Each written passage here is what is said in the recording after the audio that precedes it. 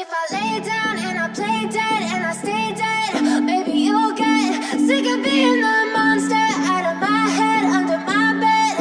Think you're something out of my nose. Oke, kembali lagi di So Jadi Pandit. Dan seperti biasa, kemarin gue sudah melakukan preview Champions League. Dan kali ini gue akan melakukan review pertandingan Champions League yang bermain Selasa malam maupun Rabu dini hari. Ada beberapa match cukup banyak, pertandingan-pertandingan yang seru. Kita mulai dulu dari Chelsea. Chelsea bertandang ke markas dari Dinamo Zagreb. Ya, ini gue sudah preview kemarin. Gue bilang memang Chelsea ini terpuruk sekali, banyak ugly win, mainnya jelek sekali. Tapi gue bilang kemarin gue sedikit mengunggulkan Chelsea, murni dari kualitas pemain. Kemarin gue bilang seperti itu. Ternyata mereka kalah di pertandingan kali ini 1-0. Golnya itu cuman satu dari counter attack dari Orsic. Oke. Sebelum itu gue mau bahas starting line up dari Chelsea. Itu ada Kepa, akhirnya dimainkan, bukan Mendy. Di belakang itu ada Aspi, Fofana, dan juga Koulibaly. Di tengah, formasi seperti biasa tidak berubah dan gua rasa tidak akan pernah berubah dari Tuchel. Adalah Reece James di sebelah kanan, Mount, Kovacic, dan Chilwell. Jadi pivotnya ini biasa kan ada Jorginho maupun si Kante maupun Kovacic. Tapi kali ini Mason Mount dimainkan sejak awal. Otomatis lebih menyerang lah, main dengan 1 DM saja. Terus di depan itu seperti biasa Havertz, Sterling, dan juga Aubameyang. Oke. Praktis memang tidak ada perubahan dari sisi strategi. Gaya mainnya pun sama. Yang sering kali dikritik ya terhadap Tuchel bahwa mainnya itu benar-benar boring. Pertama, memang mereka dapat peluang awal dari Sterling, habis itu juga cukup dapat setengah-setengah peluang, tapi sekali mereka kena counter dari Dinamo Zagreb, si Fofana itu kalah sprint dan akhirnya kebobolan 1-0. Lalu apa yang harus dilakukan sebenarnya oleh Chelsea kalau ketinggalan? Adalah mengejar gol. Ternyata mereka pun ya gitu-gitu aja mainnya. Muter, serangannya pun ya ada yang berbahaya tapi finishingnya begitu jelek. Dan itu juga dikritik oleh Tuchel di post match ya setelah pertandingan, dimana dia bilang ya ini performa sangat buruk, katanya dia kecewa dengan dirinya sendiri. Ya kenapa lu baru bilang sekarang gitu, padahal jeleknya itu bukan dari musim ini aja, dari musim lalu itu sudah kelihatan bahwa bekaratan sekali Chelsea ini. Bahkan dia bilang itulah kita kurang finishing lah, kita kurang cepat lah, kurang tangkas lah. Makanya kita bisa kalah dari pertandingan ini, dari Dinamo Zagreb di pertandingan kali ini.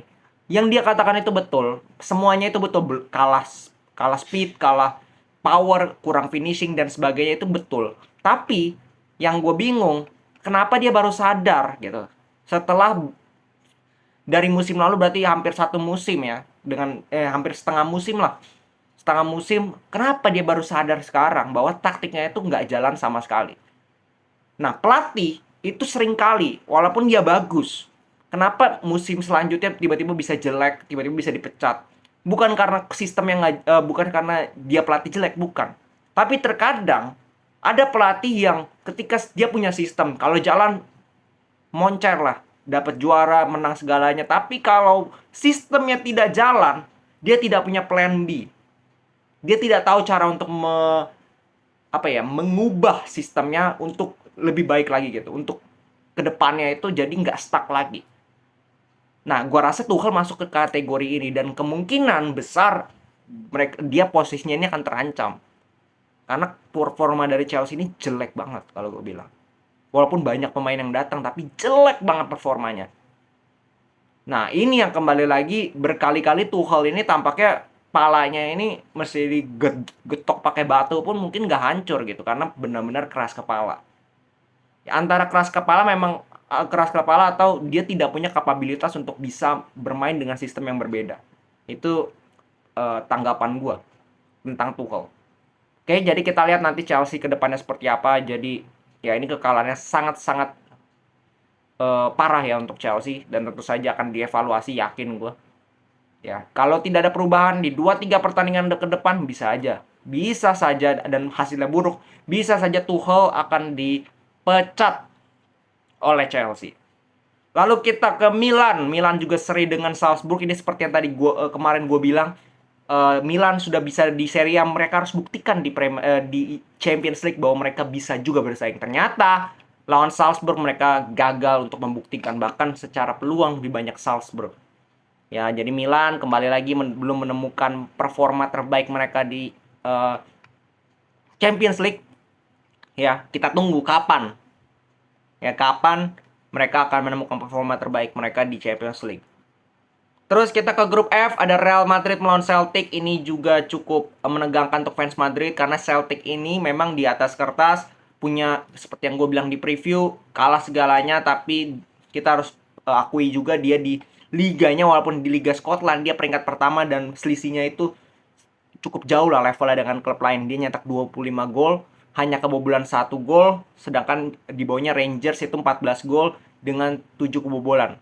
Ya, poinnya pun beda 5. Jadi Celtic ini bukan tim enteng di Skotlandia, walaupun ya kembali lagi Liga Skotlandia, kalau dibandingkan dengan Real Madrid sangat jauh. Nah, Real Madrid katanya Ancelotti ini kan kemarin kabarnya mau rotasi, makanya gue nggak bahas, karena gue nggak yakin dia akan melakukan rotasi dan terbukti. Mana rotasinya gitu? Mana rotasinya? Pemain-pemain itu aja yang dimainkan. Toni Kroos kembali lagi, Modric, Tchouaméni, di belakang pun sama persis dengan pertandingan sebelumnya. Di depan pun Valverde main. Jadi gue lihat tidak ada rotasi yang dikatakan oleh Ancelotti. Baru di menit 30, ini by the way, langsung skip aja ke menit 30, ya karena selama 30 menit Madrid bahkan diserang ya oleh Celtic ya. Jadi mereka bermain buruk lah di babak pertama, terutama di awal-awal. Menit 30 masuk Hazard karena Benzema itu cedera katanya. Cedera ringan sih. Kabar terakhirnya gue nggak tahu apakah kabar selanjutnya dari Benzema. Katanya sih cedera ringan, makanya digantikan oleh Hazard. Hazard masuk, ya praktis tidak ada perubahan sampai turun minum 45 menit. Oke. Nah, mungkin gue juga nggak tahu, mungkin baru bangun ya semua pemain Madrid baru di babak kedua. Militao kan juga ditarik, diganti Rudiger, barulah Real Madrid yang kita kenal. Bagaimana ya, secara apa ya kalau gue bilang, secara umumnya, secara kasarnya gue bilang Celtic dihajar lah. Di babak kedua dihajar oleh Real Madrid. Oke, gol dari Vinicius, Luka Modric, dan akhirnya Eden Hazard berkontribusi terhadap kemenangan dari Real Madrid. Dia mencetak 1 gol dan 1 assist ya di pertandingan kali ini, dan gol ketiga itu golnya si Eden Hazard ini kan prosesnya bagus sekali. 33 passing sebelum akhirnya menjadi gol. Ini kan menunjukkan bahwa Real Madrid sebenarnya bisa bermain seperti ini. Tapi memang kita juga tidak bisa menyalahkan pemain, karena mereka ini jadwalnya ini sangat padat. Jadi performanya itu umurnya juga cukup kayak seperti Modric, Kroos, Benzema ini kan sudah tua ya. Jadi tidak bisa setiap pertandingan mereka akan mainnya perform terus. Butuh pemain-pemain lain ya yang secara match fitness, secara umur lebih prime untuk bisa setiap laga membantu Real Madrid dan juga kekompakan tim. Nah, sekarang beruntungnya seperti Vinicius sudah bagus sekali, Valverde. Semoga Hazard ini akan menemukan performa terbaiknya, karena itu akan sangat membantu. Kalau Benzema benar-benar cedera, berarti dia yang harus main di pertandingan selanjutnya sebagai starting line up. Nah, ini yang menjadi PR juga dari Hazard, apakah dia bisa membuktikan ya bahwa dia layak bermain di Real Madrid dan menjadi andalan. Itu yang menurut gue harus kita sama-sama tunggu sebagai fans Madrid. Oke? Terus City bantai Sevilla 4-0 seperti yang gue sudah prediksi, bahwa City ini harusnya sih bisa hajar Sevilla ya. Bahkan dengan selisih 2 gol ke atas, karena Sevilla ini ancur-ancuran. Di La Liga pun udah kelihatan ancur-ancuran. Bentar lagi gue rasa Lopetegui itu bakal dipecat, yakin gue. Yakin gue, karena mainnya bener-bener nggak layak ya. Haaland kembali mencetak 2 gol. Luar biasa memang Haaland ini. Gue cuman satu kata ya untuk Haaland. Terus kita ke grup H, ini pertandingan terakhir yang sangat seru menurut gua, big match antara PSG dengan Juventus. Ya, PSG main dengan 3-4-3 seperti biasa. Ini gue sudah sering lihat line up ini di Ligue 1. Ya, 3-4-3 dengan Juventus yang bermain dengan 3 back juga, 3-5-2. Ya, ini pertarungan antara 3 back lawan 3 back. Praktis ya, gue bisa bilang di babak pertama di awal-awal Juventus benar-benar dihajar, benar-benar dikandangin, benar-benar nggak bisa apa-apa. Ya, benar-benar dapat 2 gol terlebih dahulu PSG dari Mbappe. Gol pertamanya itu gila, asis Neymar bisa begitu dengan finishing yang begitu luar biasa dari Kylian Mbappe, dan gol kedua juga pun sama.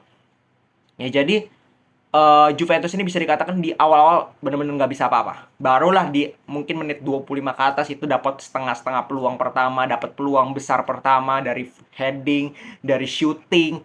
Vlahovic mendapatkan peluang, Milik pun mendapatkan peluang. Jadi sayangnya memang Donnarumma penampilannya dengan Perin, memang dua kiper ini di pertandingan kali ini walaupun save-nya tidak banyak tapi save-nya itu krusial. Ini yang menjadi perbedaan dari banyaknya save dengan betapa krusialnya save tersebut. Nah, baru di babak kedua tampaknya Juventus ini lebih mengambil resiko. Lebih mengambil resiko, bermain lebih keluar, lebih menekan sehingga mereka mendapatkan gol. Walaupun golnya juga dari situasi crossing ya, bola mati, yaitu Weston McKennie.